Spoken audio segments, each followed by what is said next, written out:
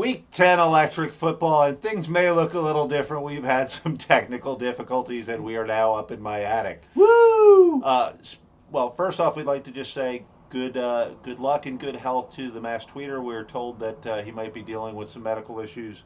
Seems like a really good dude. Has been a friend to electric football, so if you have a second, go to his last video, put in some kind words for him. Yep. We're sending good thoughts and prayers your way, fella. Nothing more important than your health, and we hope he regains his. Right. The bye week this week, Texans, Colts, Vikings, Pats, Chargers, and Redskins. And let's move right into Thursday Night Football. All right, Week 10, here we go. So the individual has always had to struggle to keep from being overwhelmed by the tribe. And Brian Hoyer has held off the tribe of Johnny Manziel crazed people, but he's done it by beating bad teams and losing to bad teams too, I might add. Jaguars, Raiders, Bucks, the dregs of the NFL. Don't think that the Bengals are down on that level, so I fully expect the Bengals to win this game. Agreed. It's pretty evenly matched statistically. Both teams, the Browns are winning in the ugliest of fashion. Dalton and company are coming off their win against Jacksonville that wasn't as easy as they expected it to be. And Cleveland made Tampa look good. So I'm going to take the home team here, but not by a lot. Chiefs at Bills. The true man wants two things, danger and play. And Fred Jackson wants both because he wants to come back. But I think the pressure from Houston, Poe, Tamba Ali, and the balance that Travis Kelce has given the passing game, it's no longer just chuck it to Dwayne Bowe and hope, makes the Chiefs the pick in this one. Stu? Googlies are looking like a solid team in pretty much all phases right now. They're playing better than I thought. Buffalo can stop the run here, and that's going to make them, I think, a little one-dimensional if they can't get Charles and Davis running. They're going to make Alex Smith throw, and tell you, if Fasano wasn't sitting on his ass on the one and didn't have to roll in for the touchdown, the Jets game would have been closer. I think they might have just had gone for a field goal, and the outcome might have been a little differently. However, I'm taking the home team here. I think Kyle Orton and Sammy Watkins have found something, and I'm going to take them here. All right. Dolphins at Lions. Love is blind. Friendship closes its eyes. Meaning, when you fall in love with something, you really can't see it clearly. And Stu is now back in love with his Dolphins, especially the defense, and a believer. They have 3 in a row. I can understand it, but I don't see it happening here. I think the Lions defense is better, and I think they close down the Charles Clays and the Brian Hart lines, who don't scare me. I'm going Lions. Well, listen, the Lions are coming off the bye week and having gone to London here. They've got a couple injuries that haven't been decided yet if Bush and Megatron are going to play. Miami's dealing with the same thing. Lamar Miller, not sure what his shoulder injury is. It could be more serious than the stinger that I heard it was. But the Lions don't run the ball, and they let the women kill the food. They do. They do. They're smart. Don't know why I said that. I let my wife cook the chicken pot pies. That's right. But these are two very good defenses, and it's going to come down to Tannehill versus Stafford. And, yeah, I'm being a bit of a homer here because Miami looks like they have some confidence in them. The Lions are, what are they this week? They're good, they're bad. I'm going to be a homer. I'm going to take Miami by 1. The man's wearing a Tannehill jersey. What did you think was going to happen there? Cowboys at Jags in London. In individuals, insanity is rare, but in groups, parties, nations, and epochs, whatever those are, it is the rule. And it is the NFL obviously is a group or an epoch, and they're clearly crazy to get this game international. That seems to be Goodell's big, hope. I'm the guy that took it international, and it's stupid. The Redskins nearly died because a cop in Minnesota went, "Oh, turn that way," and that was in a bus. Okay, jetting over to London. It's bad for injured players, and ain't got time for love. Dr. Jones has decided that he can now diagnose Romo. Get across the pond. He's going to push his wife out of first class and have Tony sit next to him. It's nuts. But even with all that, with the hubris of the NFL, with the hubris of Jerry Jones, I'm still picking the Cowboys, much as I hate to say it. Yeah, this is an interesting game. Jacksonville has been hanging tough every week, and they're not going to win here. Actually, I'm taking them here in an upset. Bortles is finding some rhythm. Dallas is a 5-point favorite, even with the Romo uncertainty. And this is my upset, one of the upsets of the week. Somehow, some way, the Jacksonville D forces turnovers and wins this game in what the sports pages will call catch-scratch fever. 49ers at Saints. Wish I could read. Not necessity, not desire. No, the love of power is the demon of men. And that is what is killing the 49ers right now. They're fumbling away games they should win. The battle between Harbaugh and Trent Baalke, the struggle for control, is killing this team.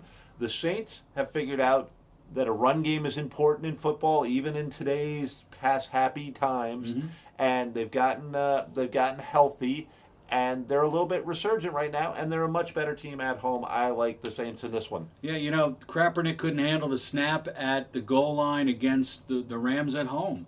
Now they have to travel to New Orleans in a place that's very hard to win games against a team that I think is on the rise. I think the Saints are, coming back here. The Niners boast the number 2 defense in the league, but it is so hard to beat Drew Brees in the Big Easy. Some unhappiness coming from Gore for not having been handling the goal line situation there. And, is Harbaugh, is that rumor going to go around again that there's trouble there? I'm taking the Saints. All right. Titans at Ravens. To live is to suffer. To survive is to find meaning in that suffering. So I don't think Titan fans are going to survive because I don't think they're going to find meaning in the philosophies of Charlie Whitehurst, Mettenberger, or staring into an empty locker to find the meaning of life. A little Jake Locker joke there. Gotcha. Uh-huh. The Ravens got destroyed. It happens. Sometimes a game gets away from you. They are the better team here. They have pride and will show it in this game. I like the Ravens. Well, after the good old-fashioned ass-whooping by the Steelers, I think this is a no-brainer. Locker and Sean Green are coming back like that's going to matter much. They're going to return to the lineup and wish they were kept out of the lineup this week. Hell, even Mike Orr isn't even on the blind side anymore. He's on the right. He's the right guard now. So they should change the name of the movie to Whatever Side I'm On. I'm taking the Ravens in a stinker. Just trying to stay on the field is now the name. I hate that movie, by the way. I'm not a Sandra Bullock fan. Neither am I. There we go. Something we agree on. There we go. Steelers at Jets. There are people who want to make men's lives more difficult for no other reason than the chance it provides them afterward.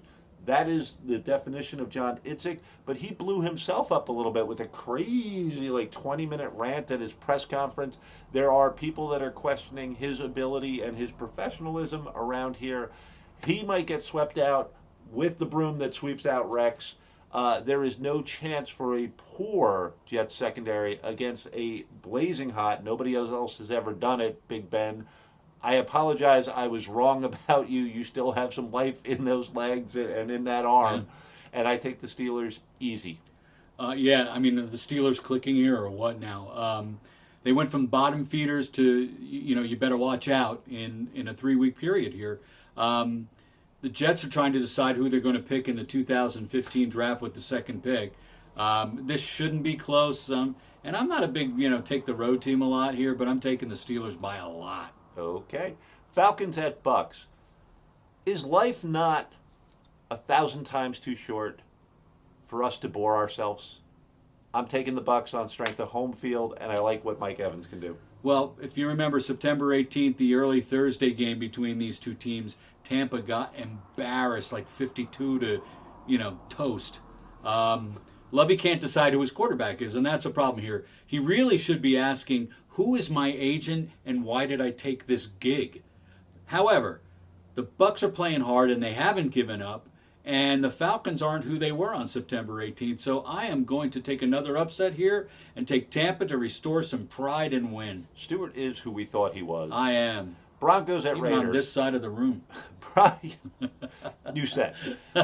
Broncos at Raiders. One has to pay dearly for immortality. One has to die several times while one is still alive. And Peyton Manning died again last week. The forehead-encumbered quarterback lost once again to Brady. Once again, I thought Lucy would hold the football and I would kick it through the end zone because kick it through the uprights. You are Charlie Stephen Brown. I cannot get off these picks, and it's killing me. Anyway, he has to die for immortality. What he really has to do for immortality is win another Super Bowl. And to get there, he has to beat teams like the Raiders. He's not going to die in this week. The new car driven by Sperano is not going to run over Peyton Manning's D this time. I take the Broncos easy. Yeah, the fist pumper from Miami isn't going to win anything here. I'm taking Denver. All right. Rams at Cardinals. And blessed are the forgetful, for they are better even for their blunders. And I'm forgetful when it comes to the Cardinals because I remember a blunderful team, just a terrible team, and I can't wrap my head around how good they've been recently. They're 7-1. Their only losses to the Broncos.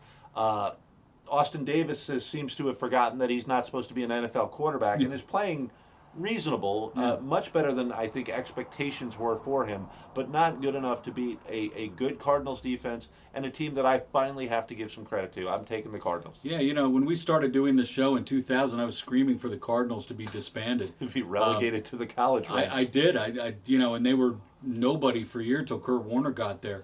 But this could be the game of the week, honestly. The Rams have won 2 of the last 3, and if that guy from Southern Miss, where my daughter goes to school, he's playing good ball. If he has another good game, this could be a close one. The Cards aren't world beaters by any stretch of the imagination, but they are very good. I'm going to take the home team here, but wouldn't be surprised if the Rams, pull out a victory here. They're running backs. No one knows who they are, but they are all scrappy little guys that just keep punching and punching, and they're winning games they shouldn't win. You look like one of those puppets. Yeah, I wanted the Hulk gloves over there. I wish I had them to start the show. All right. Giants at Seahawks.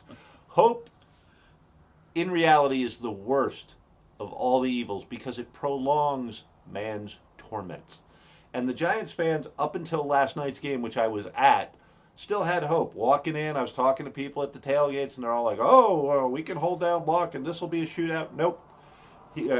Luck beat him with his fleener. He beat him with his fleener continuously. I'm going to put your fleener away. And Coughlin couldn't get down. Coughlin's nearing 70. He couldn't get down fast enough to get out the challenge flag. Kept throwing out his tighty whities. What a mess. So Seahawks at home, as we know, are a much better team.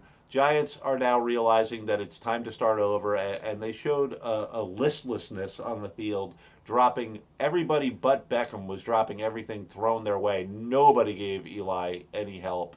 I am taking the Seahawks to win this one, and I don't expect Coughlin to be around. He's had a really good run. Yeah, Eli's got a 5 or 6 year window going into next season, and you got to question, do they want Tom Coughlin in charge of that next 5 or 6 years? I don't think he'll be back next year, honestly. The bright side is the Giants can throw the heck out of the ball to Odell Beckham Jr., who was 1 yard away from ruining my fantasy week. So thank you for stepping out of bounds. 1 yard shy. Big thumbs up for that. The downside for the Giants is they're going to Seattle. And not that they don't have their own problems, but I don't believe the Giants can keep up with that defense. Eli was the victim of so many drops by Charlie Parker and whoever the other guy was. I can't even remember his name. Reuben Randall. Yeah, Reuben Randall. Right in your hands, boys. This is what you're paid for. They had to wire Coughlin's jaw shut every time it dropped it. His jaw was falling off. Did you see him? Every screen was like. Oh, and Hilton made a great play in the end zone to take that ball away. He had the leverage, and it just worked his way. But it was brilliant. Yeah. It was Seahawks. There we go. Bears at Packer. The best weapon against an enemy is another enemy, and these are the Vikings. 2 traditional enemies.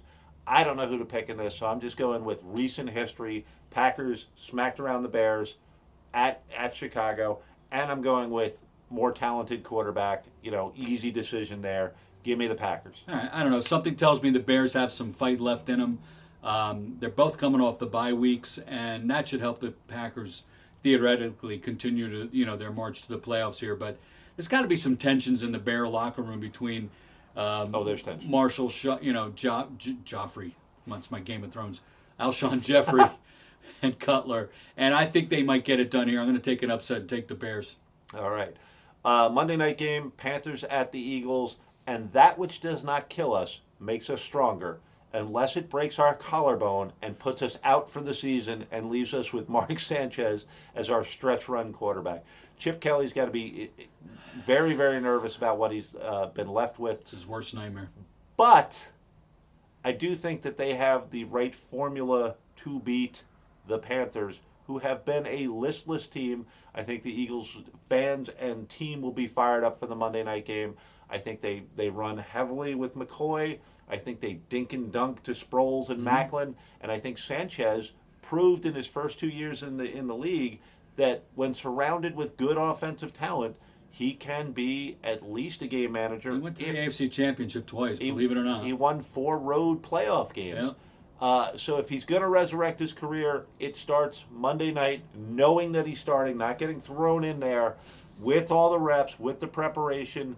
I hope he can do it. I'm picking the Eagles. Yeah, statistically the defenses are pretty much the same. So if you factor that out, you look at the offense, and right now, even with Mark Sanchez as your quarterback, the Eagles are clearly a superior offensive team with the guys that you mentioned here. Maybe Chip Kelly knows how to use Mark Sanchez a little better than the foot fetish did at the end of his career. He's certainly surrounded by a lot better talent. And without a real running game coming out of the Panthers, I got to take Philly here. They're home. They're 6-2. I think they're going to go here for the run. They can tie Dallas with a win. All right. So that's Week 10, electric football. Hopefully we'll be back in the Cosmo Club soon. We'll see. And thank you for watching. Please leave a comment. We'll get back to you. Please give us a like or subscribe if you're not already a subscriber. Right. And while he's turning this off, tweet or feel better. We hope you get better, and we'll see you next week on Electric Football.